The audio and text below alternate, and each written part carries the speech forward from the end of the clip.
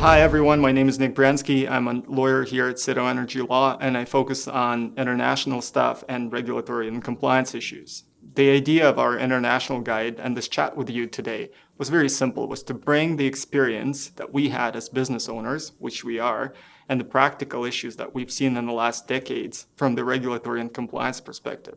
So my chat with you today will be about sanctions, corruption, and money laundering issues. And there'll be no case law review, I promise. Even my eyes glaze over when I do that. There'll be no sales pitches, no please talk to us. We just wanted to bring that practical experience and actually share strategies and instruments of compliance and regulatory that work, that we've seen work, and that will help you build to be successful when you go international.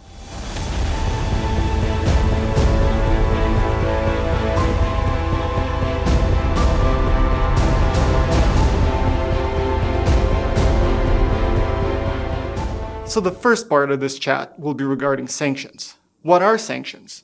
It's a policy tool, a policy weapon, if you will, that one state or a group of states uses against another if they feel that that state is violating international law or human rights and they want that behavior to stop.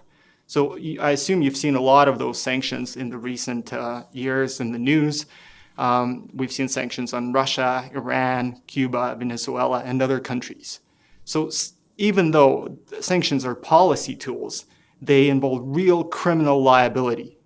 And I'd like to emphasize that. People go to jail over that, and companies get heavy fine and significant criminal liability. So those compliance issues must be taken seriously and must be planned for if you decide to go into those challenging markets and actually be successful there. Sanctions are a funny thing from a legal and regulatory perspective. Even though they involve criminal liability, they're extremely loose and they're created to be so. So the idea of sanctions is actually to create a huge zone of uncertainty for the business where it would be uncomfortable, expensive, and really risky for you to go into those sanctioned jurisdictions and make money and be successful. So there's limited guidance as it is in the States, or no guidance as it is in Canada. And enforcement is really random when you look at it. And priorities also shift. Some years, the United States would really focus and zero in on Iran. Other years, it would switch over to Russia. Cuba has always been the priority for the United States. And Canada, surprise, surprise, really lags behind in terms of enforcement. We actually have only one case of enforcement in terms of sanctions. It's Lee Specialties from a couple of years ago. And the fine there was just $90,000 for a violation of sanctions for Iran. When you think about it, $90,000 is peanuts, because those fines in the States would be on the scale of millions and millions of dollars. And that's important to know. Canada, even though we don't see that enforcement, the enforcement is done not entirely by agencies, but by the banks that you work with, and that's where the real business issue is in terms of sanctions.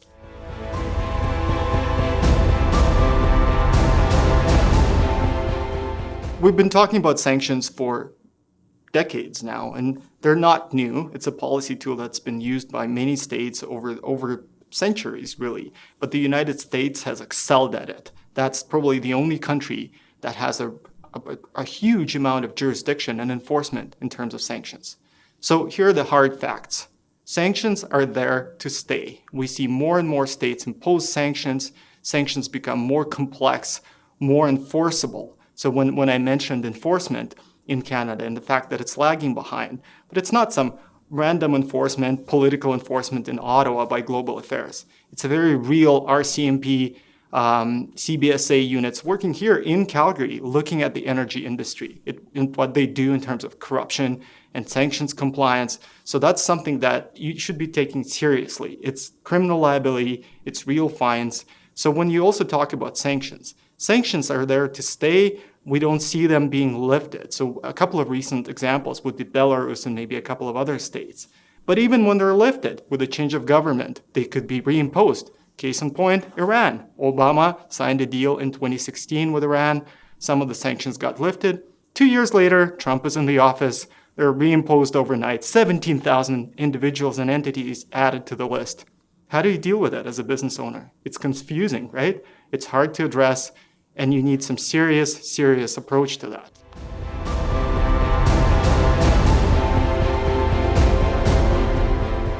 Here's another fact. sanctions vary a lot from country to country. So when we're talking about sanctions with respect to Russia or Iran or Cuba, those are completely different animals. And to understand that zoo and to see what those animals really are, you really need to zero in and read those sanctions and see what they say. So let's take Cuba. Those are the oldest sanctions. They've been around since the 60s, and there are layers and layers of restrictions and people and entities that were added to that list. But those are old school. When you think about them, think of the 17th century when the ships would block the harbor, and that's your embargo. That's Cuba. That's the idea of those sanctions, was to kill their trade entirely. But when you think of Iran, that's a little more sophisticated. That goes up to the 80s. And in terms of Iran, the idea was to kill their oil industry and their defense and military capacity, but also to really focus on a specific group, political group called the Revolutionary Guards. Yet the Russian sanctions that were introduced in 2014 are a lot more sophisticated. So when I try to explain those sanctions, I think of different levels. So level one is what I call untouchables. Those are the prohibited, blocked individual and entities that are likely involved in the Crimea situation, and those are untouchables. You can't do any business with them. Check the list, Schedule 1, they're all there. The second level is financing. So the idea of the US and Canadian government and the European Union was to make sure that no financing flows into Russia. There are two types of financing: short-term financing, that's usually banks, and long-term financing, that's your energy companies. And that would be relevant to you, and I'll explain that later with a few examples. But essentially, contractually, you can't let your invoices go past 60 days or 90 days, 60 in the US and 90 days in Canada, because that's a violation of short-term and long-term financing. The other level of Russian sanctions is called sectoral sanctions, and that's fairly new. It's when the US and Canada and European Union tried to focus on new technologies that the Russians require to develop their oil reserves, and those sanctions focus on specific schedule of goods and the application. And the application would be in the Arctic, offshore, and shale. And all of those areas are loosely defined, especially shale, but that gives you a really good idea that sanctions are unique to each country, and they should be seen that way and treated that way from the practical perspective.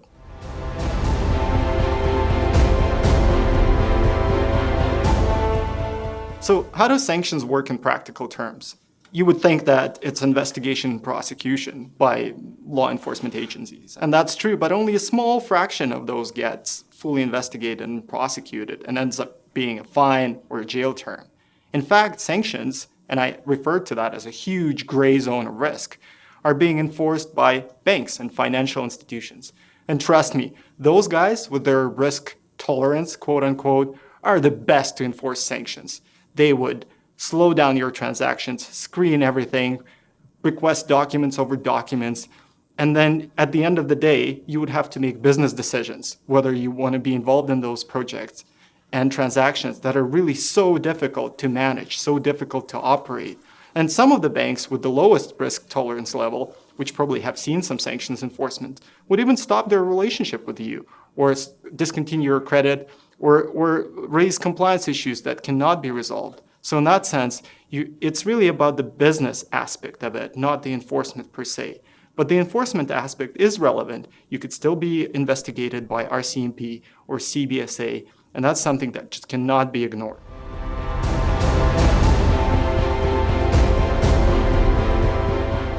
So how do sanctions impact you? What's at stake for you if you work with those sanctioned entities or in those sanctioned jurisdictions such as Russia, Iran, Cuba? What's going to happen?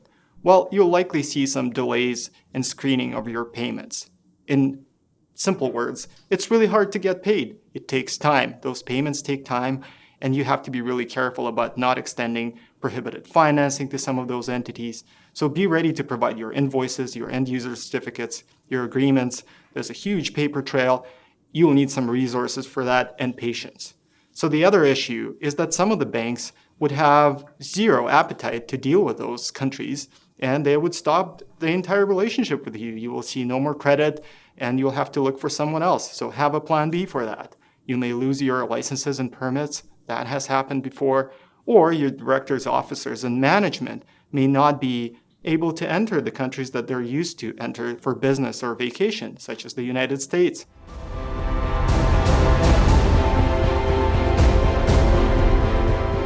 What are you supposed to do? What are the practical steps, practical instruments that actually work? We'll give you 6. See if you like them. Let us know if that's something that you've used before. If there's something else that works, give us a ring. We'll go for coffee. And next time we do this presentation, there will be 7 or 8. So number 1, do your due diligence. Build a really good file. You cannot underestimate the importance of really asking those questions. So in Canada, if you're onboarding new clients or new suppliers, you would ask all of those questions, right? You would check their credit scores, look at their financial statements, ask around, see who they are.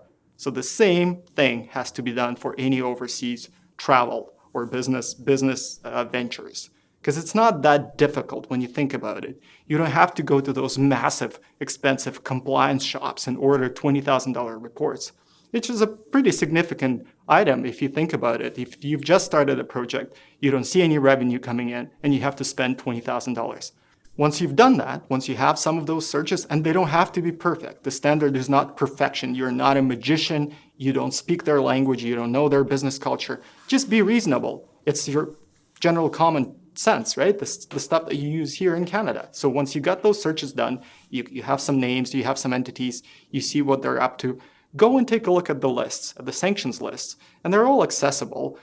The US has a database. In Canada, you have to go and basically scroll through the regulations. The same goes for the European Union, but it's easy. It's fairly easy unless you start hitting more complex issues to do that preliminary due diligence and have a really good file. And trust me, you'll need that file. So whenever your bank is asking questions, your insurance company is asking questions, CBSA is asking questions, or God forbid, our CMP is asking questions, that file is going to pay handsomely. What's important is to build that file, but also keep it open, refresh it when you're onboarding new client or new work orders. And trust me, that piles up if you're successful in the foreign market. All of that piles up. If you build that file and leave it alone, well, it's not really helpful or valuable, right?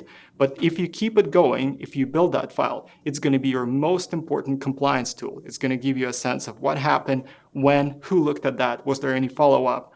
And if there is ever an investigation, that's going to be so valuable to demonstrate that due diligence has been done, that you were actually reasonable when you executed those steps.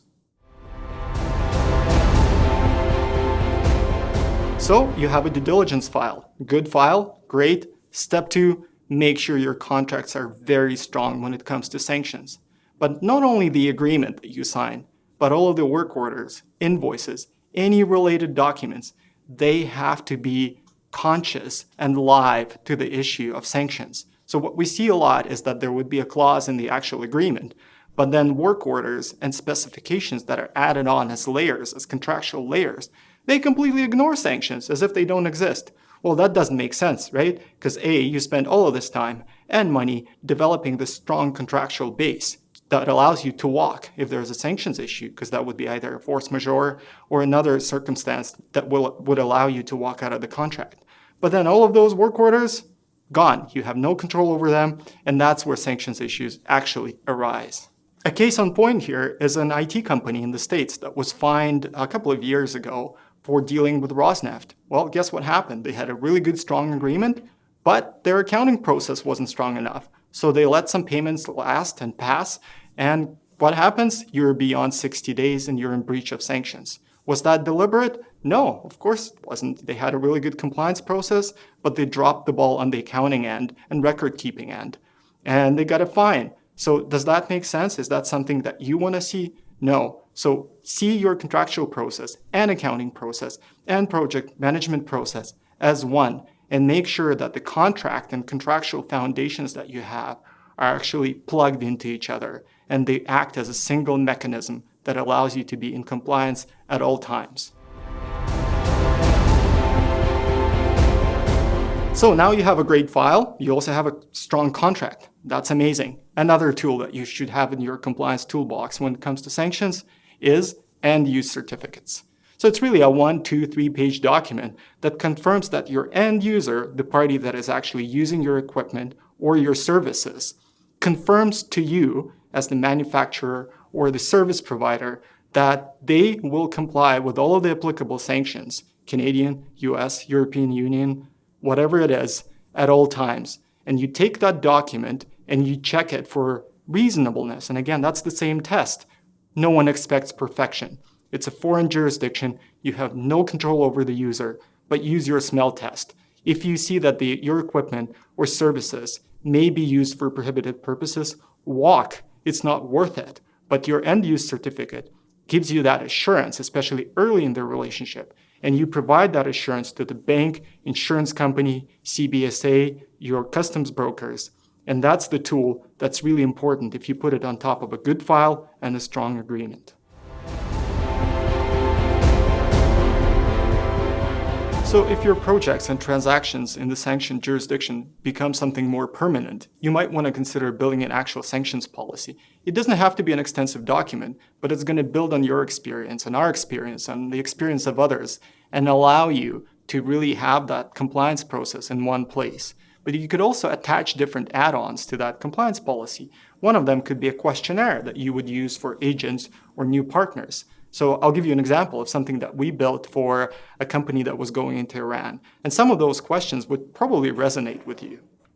So here's what you want to ask when you're going into Iran and you're dealing with an agent. And there are a lot of those agents here, whether from Iran or Russia. What do you know about those guys? Who are they? What are their links to the government, to any of the sanctioned entities?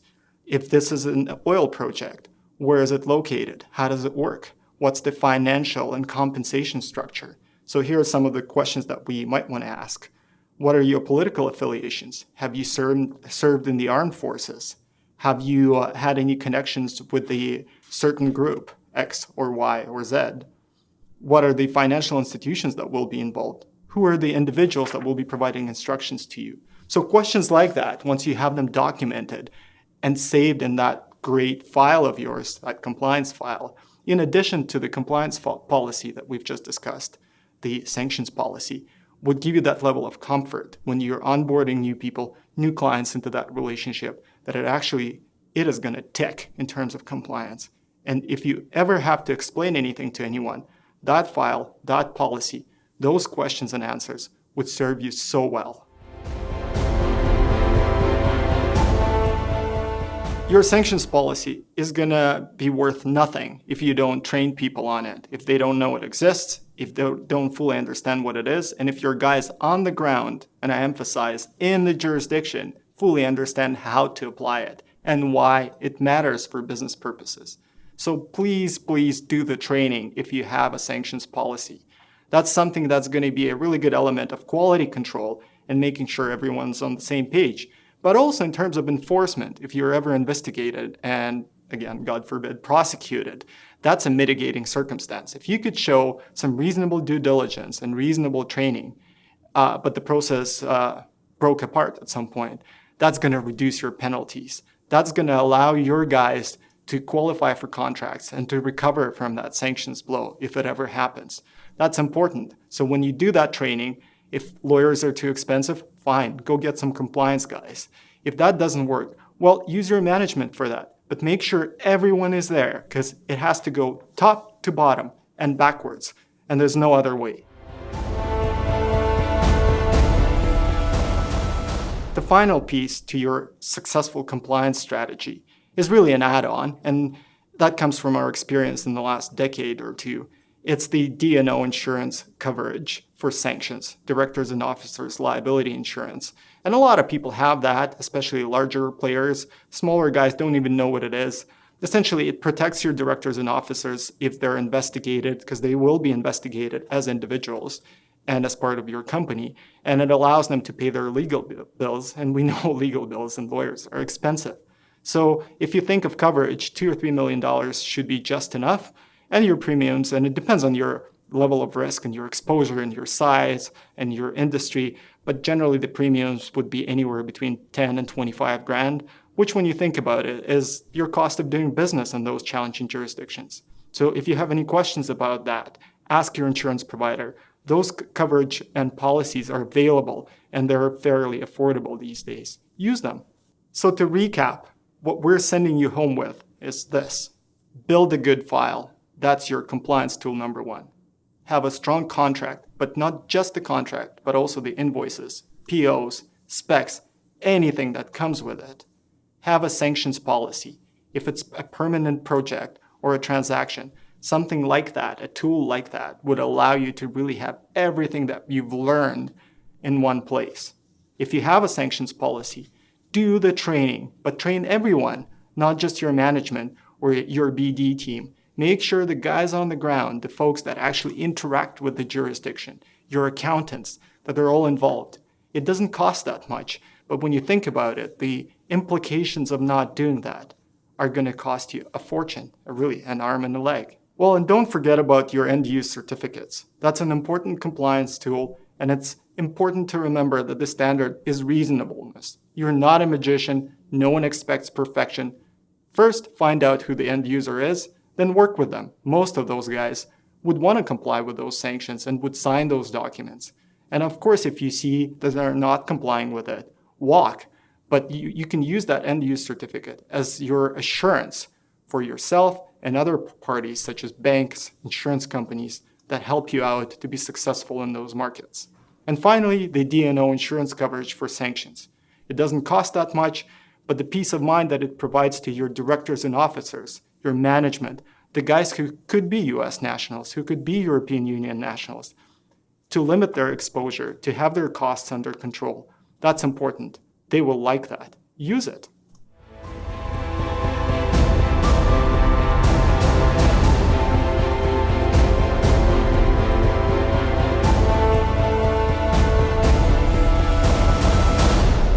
The second part of our little chat today on international matters is going to be a lot more well known to you than sanctions. It's corruption.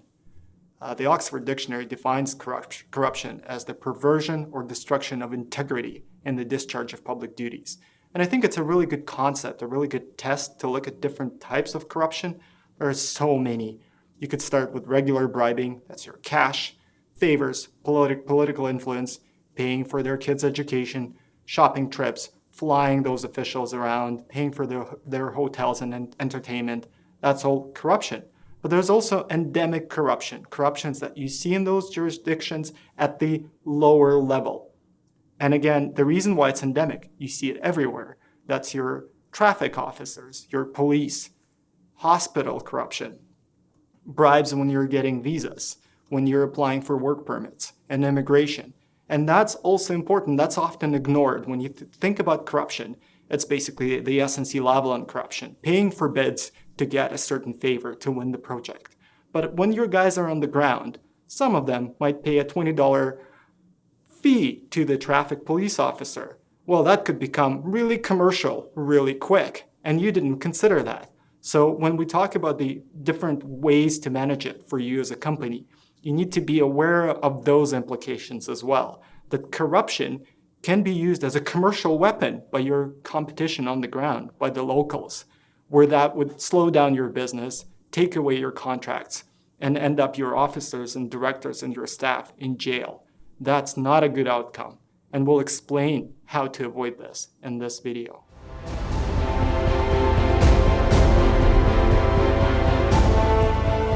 So the other aspect of corruption is how it's regulated, or rather, what is the anti-corruption legislation? Unlike sanctions, which are fairly new and there's a lot of gray, which is deliberate, as I explained, to allow banks to enforce it, corruption is really legal. It's a criminal offense, and there's a lot of legislation, specifically the US FCPA Act, which is well known to everyone. There are 40 years of jurisprudence on that. There's also Canadian legislation. Not a lot of enforcement, some SNC-Lavalin cases, a couple of energy cases, but nothing compares to the US. And there's a UK Bribery Act. There are similarities and differences between those three pieces of legislation, and we're not going to dive into that. I promised you, no case law. But unlike sanctions, once you see a public element or a government official element that smells suspicious, looks suspicious, this is where you need to go and get that advice. Because there is a lot of case law, a lot of guidance, a lot of really good precedents, and a lot of people that know this stuff really, really well. So make sure that advice is part of your strategy. Otherwise, it's not worth it. You can't just fly it based on your own knowledge. because this stuff is really complicated. If you will, that's your rocket science.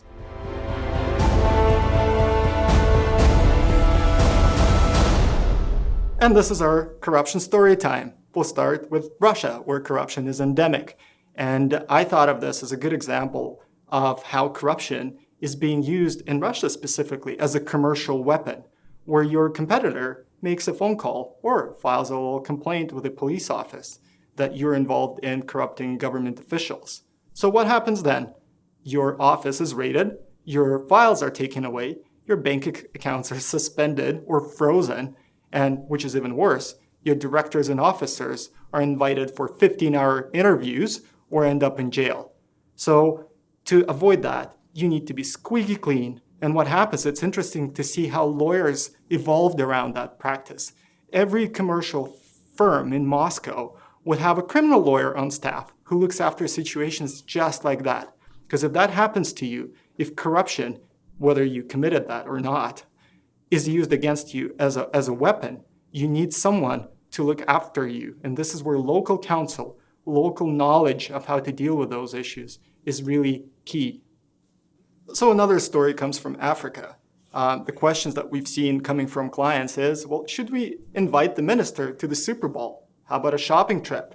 Hotels, flights and hotels? How does it work? And a lot of those questions you would know the answers to. They're pretty obvious. Some of them could be a legitimate expense, right? Because you need to demonstrate your expertise, your goods and services. Well, how far are you willing to go in terms of corruption and in terms of issues that come up as payments? Is this a bribe? Is this a favor? Or is this a legitimate business practice? The same applies to paying per diem to foreign officials to go on their government business in those African countries. Well, what's per diem? Per diem is a legitimate expense if it's governed by the ministry's regulations and if it's paid to the ministry. Well, what if it lines up the pockets of that individual official? What if that per diem is twice that official's annual salary? Is that still per diem? All legitimate questions. So stories like that, they give you a really good perspective of what matters in those markets and why it's important to have a process. You really need to swear by the process and believe and have confidence in that compliance component of it. Otherwise, it's going to be a bunch of stories that will become trouble one day.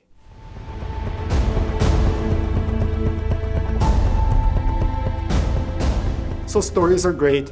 What are you supposed to do? How do you deal with those corruption issues?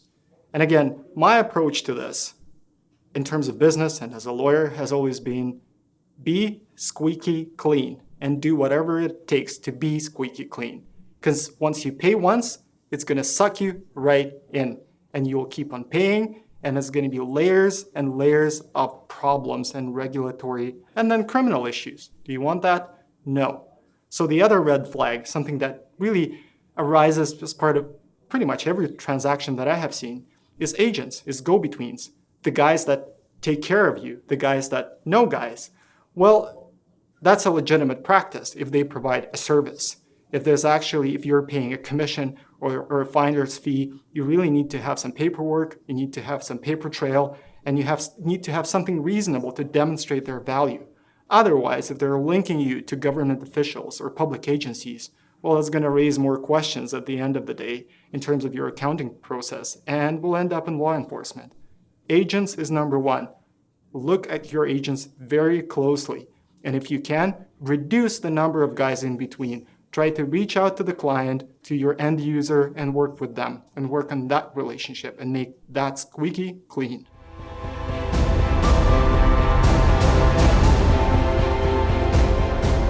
So what's your response to corruption? It's very, very similar to the ones that we discussed in Sanctions. KYC, due diligence. Who are you dealing with? Who are those guys? Who owns them? What's the control relationship? All of those questions is part of your file, your compliance file, that number one compliance tool that I've explained before. The other part is a strong anti-corruption language in your agreements and all of the related documents. If there is even a smell of that, you walk, and the contract should allow you to walk and should allow you to claim damages and to get all of those contractual remedies.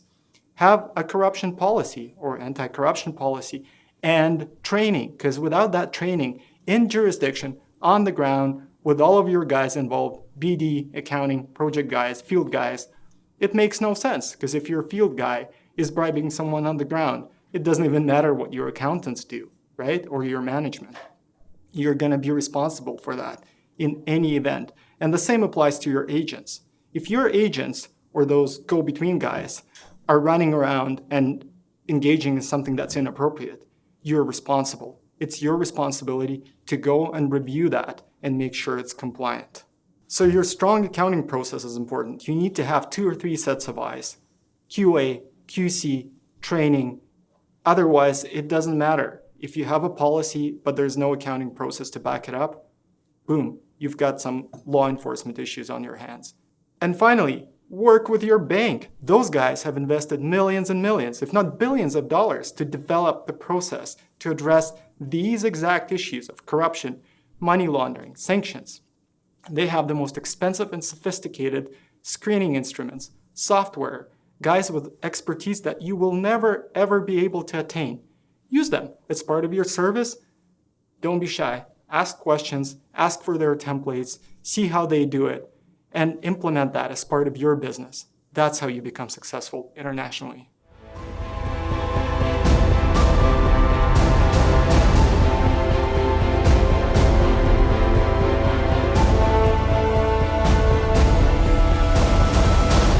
Money laundering. It's the process used to disguise the source of assets or property derived from a criminal activity.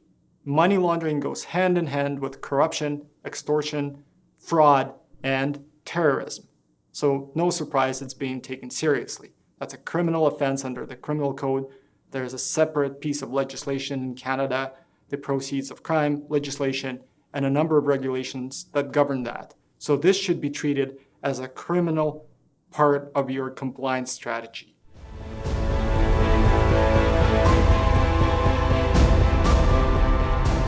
How does it work? People who have those assets or cash, and they're trying to first layer it into the economy, bring it in and inject it in the economy. The second part is to convert it, hide it behind all kinds of transactions so the source and the beneficial owner is disguised. The third part is integration. That's where the funds that have been legitimized are injected back into the economy as legitimate.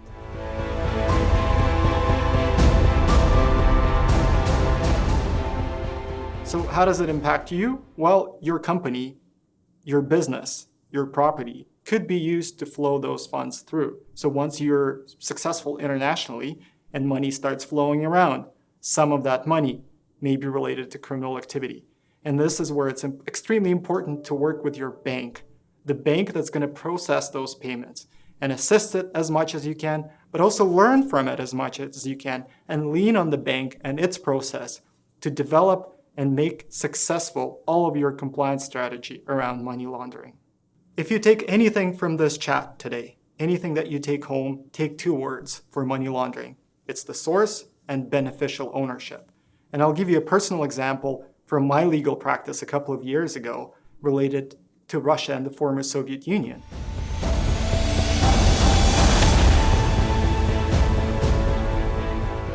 All of a sudden, around 2016, 2017, I started getting requests from usually European entities asking me to incorporate and register partnerships in Alberta. And I thought, well, that's interesting. And there was a real influx of those requests, maybe 15 or 20 a week. Well, the Law Society requires us to do KYC, know your client, and we can't just onboard clients without any verification of their identity and understanding who those clients are, who's behind them, and what's the source. So when I started asking those questions, all of those potential clients with a terrible sense of urgency disappeared. And the only question that you need to ask is, who's behind it? Who's your owner? Who's the beneficiary? Well, some of them had the audacity to tell me, oh, just notarize it. Just sign it in 2 places and we'll get it filed. Don't worry about it. Well, it doesn't work this way. You know why? Because we have a really good process, KYC process at the bank, at the Law Society, and at a number of different other levels in Canada. But this gives you a sense of what was happening there. So a year later, I finally found the source, the root of the story. What happened is a lot of money laundering for the former Soviet Union is done in the Baltic states, in Latvia, Lithuania, Estonia, and those banks are notorious for all kinds of money laundering schemes. So there was a bit of a cleanup for offshore companies in those banks, trying to bring their compliance game up. And guess what those offshore companies were doing? They were registering as Canadian partnerships and coming back to Latvia and Lithuania and Estonia, pretending to be North American clients. Smart, hey? But no, it doesn't work this way. But this is a really good example how a sound, proven KYC process could help you stay on the right side.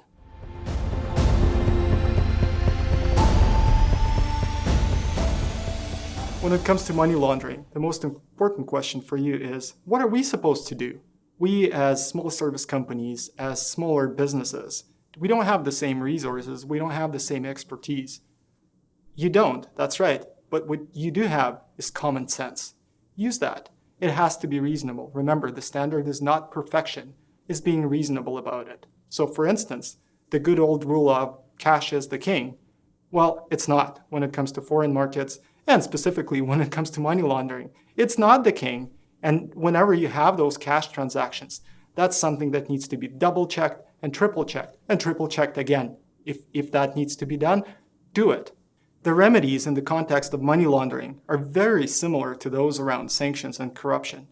First, KYC. Ask a lot of questions. Remember, two things. What's the source and who's behind it?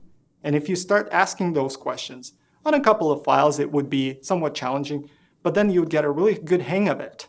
And once you have a file, that's your KYC. Make sure you talk to your bank. Well, actually, the rule is know thy bank. The bank that has invested millions and millions of dollars of your money, of the fees that you have been paying, into a very sophisticated screening process.